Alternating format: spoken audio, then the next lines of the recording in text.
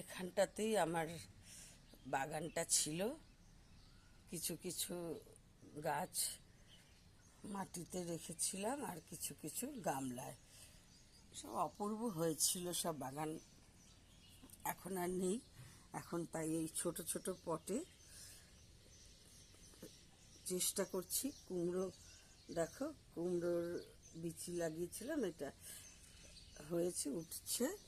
জানি না, ওই যেই কলকাতায় যাব মেয়ের কাছে, ব্যাস সব তখন কাজের বউকে দিয়ে যাব, বলবে हाँ हाँ पानी दिया दीदी, आप चिंता मत कीजिए, সব দিয়ে দিয়ে। দেখো পুঁই শাক লাগিয়েছি, পাতা অলরেডি উঠছে। তো এখন এইরকমই ছোট ছোট গামলাতে আমার চাষবাস হচ্ছে। এই যে লিলি, এটা তো অনেকেই নিশ্চয়ই চেনো।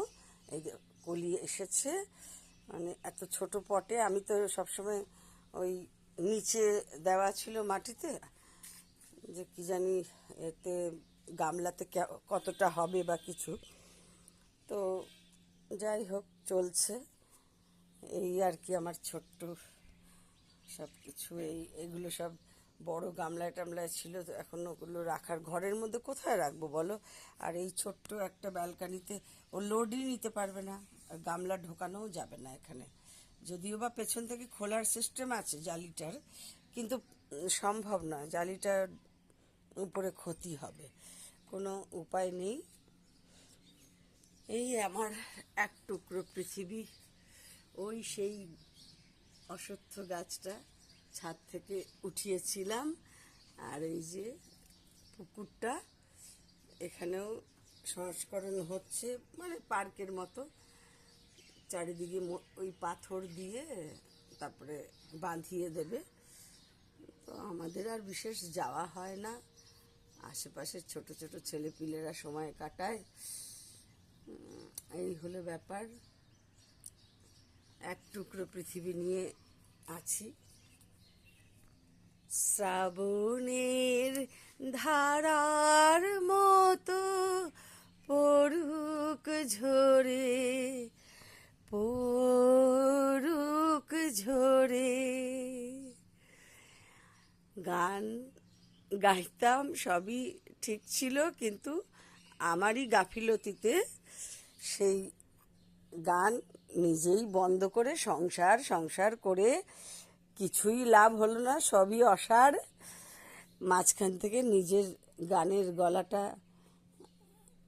একটু চড়চড়ভাবে যা হয়, কলিগুলোও ভুলে গেছি, গীতবিতানটা কোথায় রেখেছি খুঁজে পাচ্ছি না। ওই বার করে নেই গুগল থেকে। এখন তো অদ্ভুত ভালো মানে টেকনোলজি, যে আমরা যখনই কিছু একটা সুবিধা হয়, কোনো গাছটা চিনি না, সঙ্গে সঙ্গে ছবি তুললাম, গুগল লেন্সে পাঠালাম, জানতে পারলাম যে গাছটির নাম কি। একটা কালো বিড়াল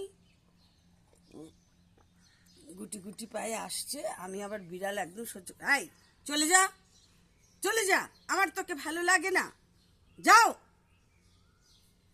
গুটি গুটি পায়ে আসছিল। আমি আবার সত্যি বিড়াল একদম পছন্দ করি না, আমার একদম ভালো লাগে না। কুকুর আমার ভীষণ পছন্দ, সে দেশি হোক বিদেশি হোক যেমনই হোক।